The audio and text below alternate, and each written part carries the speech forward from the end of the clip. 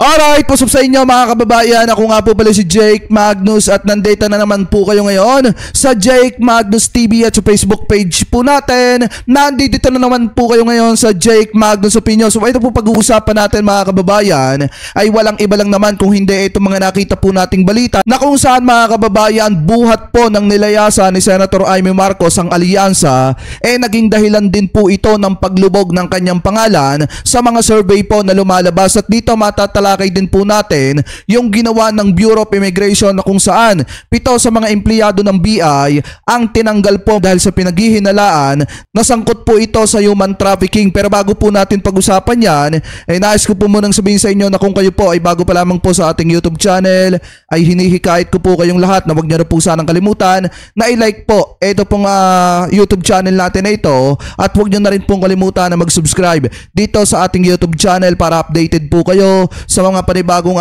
issue or topic na tinatalakay at pinag-uusapan po natin. At lagi ko naman po sinasabi mga kababayan, wag din po sana nating kalimutan na suportahan ito pong One Pacman Party List dahil alam naman po natin mga kababayan na isa po ang One Pacman Party List sa makakatulong at magiging kaagapay ng gobyerno ni PBBM pagdating po sa pagbibigay ng tamang serbisyo sa mga kababayang Pilipino po natin. At alam naman po natin na ang One Pacman Party List ang isa sa mga bida pagdating po sa pagtulong sa mga kababayang Pilipino po natin dahil subok na po natin yan sa napakahabang panahon dahil unang-una champion sila mga kababayan pagdating sa pag-agapay sa mga atletang Pilipinong manlalaro po natin dahil nga po ang kanilang mandato at ang kanilang prioridad mga kababayan at paniniwala kung ano yung tagumpay ng mga manlalarong Pilipino po natin ay tagumpay ng Pilipinas mga kababayan at especially higit po sa lahat ang One Pacman Party List ang isa sa kaagapay ng ating gobyerno lalo na pagka ang pinag-uusapan ang kalusugan dahil nagbibigay po sila ng libreng operasyon. Sinasagot din po nila mga kababayan ang mga hospital bills ng ilang sa mga kababayang Pilipino po natin na kapuspalad. At ang isa pa dyan, nagbibigay din po sila ng libreng dialysis, libreng pagtutok sa gamutan pagdating sa diferensya sa puso mga kababayan. Isa rin po sila sa nagbibigay ng libreng edukasyon, libreng trabaho at financial aid sa mga kababayang Pilipino po natin at higit sa lahat tinututukan din nila ang pagbibigay ng libreng gamot. Kaya masasabi po natin mga kababayan na pagdating sa pagtulong sa mga kababayang Pilipino po natin nangunguna po dyan ang One Pacman Party List. So sana suportahan po natin eto pong One Pacman Party List mga kababayan. So ngayon punta na po tayo dito sa mga usapin na nakita po natin na kung saan 7 BI exec sinibak sa human trafficking.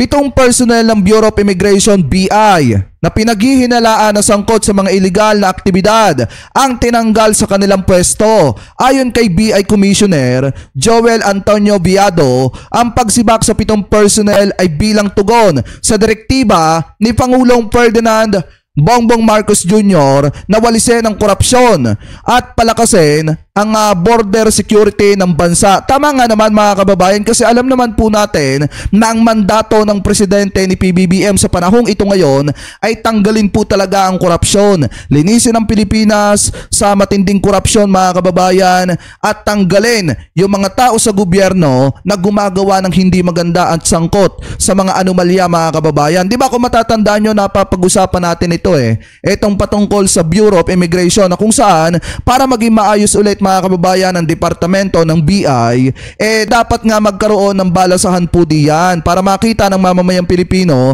na talagang binabago, nire-revamp ika nga mga kababayan ito pong Bureau of Immigration kasi nga naman kung hindi po natin tatanggalin yung mga personal dyan na gumagawa ng anomalya makakatakas po mga kababayan yung mga illegal na dayuhan na nagdidegosyo po ng illegal dito po sa ating bansa. And then mga kababayan, yung mga anomalya dyan, yung mga krimen na nangyayari po dyan, hindi po masasawata kung hindi po tatanggalin yung mga empleyado na nakikipagtulungan sa pagsasagawa ng hindi magandang gawain. Ngayon sabi pa dito, ang mga tinanggal na personnel aniya ay nakadestino sa Terminal 1 at Terminal 3 ng Ninoy Aquino International Airport or NAIA. Iniimbestigahan sila sa pagkakadawit sa pagpapaalis sa mga biktima ng human trafficking na nasagip at pauwi sa Pilipinas noong Marso 25.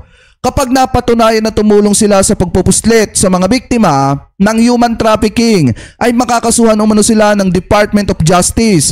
Base sa record ng BI, dumating ang mga biktima sa NAIA sakay ng PAL flight mula Bangkok, Thailand matapos masagip ng Philippine government sa online scamming syndicate sa Myanmar. So sabi pa dito, sa kabila ng aniyak na lang paghihigpit, sinabi ni Viado na nagiging pahirapan ang pagtukoy sa mga biktima ng human trafficking dahil marami sa kanila ay maayos ang background at nasabing alihitimong turista. Bukod, marami rin umano ang mga dumadaan sa backdoor exit upang makaiwas sa paghihigpit ng BI. Yan po mga kababayan yung sinasabi ni Commissioner Viado na kung saan kahit paanong paghihigpit yung gawin po nila may mga dumadaan daw po sa backdoor. Pero gaya nga po ng sabi ko mga kababayan, maaayos naman po lahat ng yan kung unang-una ang ilalagay natin dito sa BI ay yung talagang mga empleyado na tapat sa kanilang mandato at tapat po mga kababayan sa kanilang serbisyo at hindi nagpapabulag sa kapirasong salapi kung totoo man.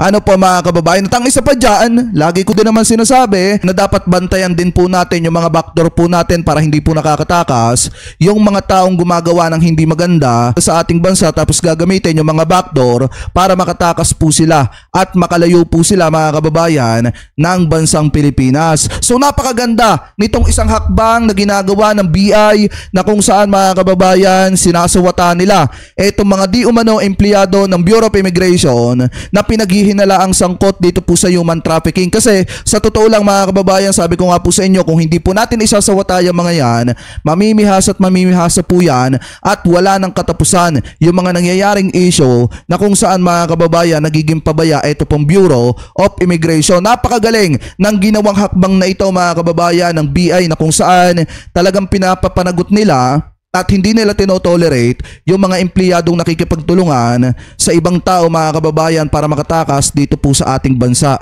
Ano po sa pamamagitan ng tulong mula po dito sa BI. So napakaganda po nito dahil nga mapapapanagot na kahit pa empleyado ng Bureau of Immigration basta napatunayan na may nagawa pong hindi maganda. Ano po ngayon, punta naman po tayo mga kababayan dito pa sa next topic natin na kung saan eto daw, alyansa nilayasan ay may lalo pang lumubog sa survey. So buhat po kasi mga kababayan, nung etong si Amy Marcos ay nawala po sa alyansa, talagang dire-diretso na po yung pagbagsak ng kanyang rating sa mga survey po na lumalabas. Katulad na lamang po nito pong balitang ito na babasahin po natin na kung saan eto daw, lalo pang lumubog si Senadora Amy Marcos sa pinakahuling senatorial survey ng Social Weather Station SWS. Base sa survey na isinagawa noong Marso 15 hanggang 20, 2025. At hinalukan ng 1,800 respondents na may edad 18 anyos pataas. Ang kapatid ni Pangulong Ferdinand Bongbong Marcos Jr. ay dumaos dos sa pang-16 na pwesto sa 19% kumpara sa 14 pwesto at 24% noong Pebrero mga kababayan. Kita nyo naman kung gaano katinding ibinagsak ni Senator Amy. Noong una ang pwesto po niya pang 14. Ngayon, pang 16 na lamang po mga kababayan. At nung una, kung titingnan nyo, nasa 24% yung nakukuha niyang percentage. Ngayon mga kababayan, nasa 19% na lamang po. Ano po ngayon, sabi pa dito, siyam na kandidato ng Alyansa para sa Bagong Pilipinas ni Pangulong Marcos ang pasok sa top 12 na kinabibilangan ni Representative Erwin Tulfo, tabla sa una at may 42%. Dating Senate President Vicente Tito Soto III na may 34%, Senator Lito Lapid na may 33%, Ramon Bong Revilla Jr. na may 32%, Senadora Pia Cayetano at dating Senador Panfilo Ping Lacson na may parehong 31%, at Makati City Mayor Abby Binay, dating Senador Manny Pacquiao at Representative Camille Villar na parehong may 27% mga kababayan. Sabi pa dito, basahin pa po natin. Ang iba pang pasok sa winning circuit ay sina Senador Christopher Bongo, nakatabla ni Representative Tulfo sa number 1, Independent Candidate Ben Tulfo na may 34%, Senator Ronald Bato de la Rosa na may 30% at Independent Candidate Willie Revillame na may 28%. Sabi pa dito, samantala tuluyan namang kumala sa alyansa si Senator Marcos kasunod ng pagdakip sa kanyang malapit na kaibigan na si dating Pangulong Rodrigo Digong Duterte na ngayon ay nakakulong sa International Criminal Court ICC sa The Hague, Netherlands. Sa aking mga paunang natuklasan na inilalahad ko sa aking mga dating araw, malinaw na may mga hakbang na ginagawang administrasyon na salungat sa aking mga paninindigan at prinsipyo, pahayag ni Senator Amy Marcos sa isang statement, mga kababayan. Dahil dito, hindi ko magagawang mangampanya at tumulong sa isang entablado kasama ang iba pang kasapi ng alyansa tulad ng aking sinabi. Mula sa simula ng panahon ng halalan, mananatili akong independyente. Dagdag pa nito, mga kababayan. So ibig sabihin, kung titingnan nyo, buhat ng naaresto si dating Pangulong Duterte, nanindigan na itong si Amy Marcos, na mangangampanya po siya, mga kababayan, bilang independent at hindi na po siya sama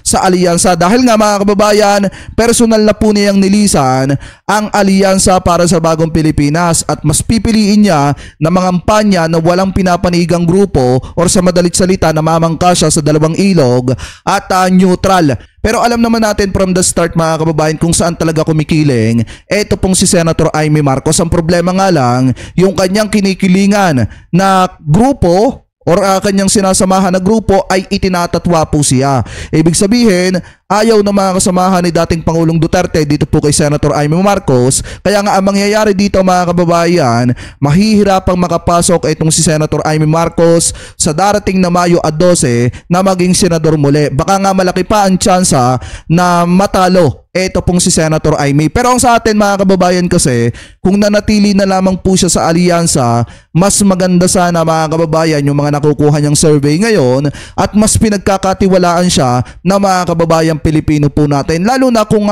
nung panahon na ipinakita niya yung buong pagsuporta niya sa ating presidente, mga kababayan, na kapatid niya at sa gobyerno ni PBBM. Bagamat kahit ano pa man ang dahilan ni Senator Amy Marcos, hindi po may aalis na totoo na hindi po may aalis ngayon na diretso na yung paglubog ng pangalan ni Senator Amy Marcos sa mga survey na lumalabas po ngayon. Ano po? So kayo, mga kababayan, kung kayo po ang tatanungin, ano po ang opinion at komento ninyo, hingil po dito, mga kababayan, sa ginawang trabaho ng Bureau of Immigration na kung saan tinanggal po nila yung 7 sa mga empleyado po nila na di umano ay sangkot, mga kababayan, sa human trafficking. At etong pag-alis or paglisan ni Senator Amy Marcos sa alyansa para sa Bagong Pilipinas na naging dahilan naman ng pagbulusok ng pangalan ni Senator Amy Marcos sa mga survey na lumalabas po ngayon. So comment below na lamang po kung ano po masasabi nyo. Hingil po sa mga komento at opinion po natin na dito sa mga topic na tinalakay po natin. Comment below na din po, mga kababayan,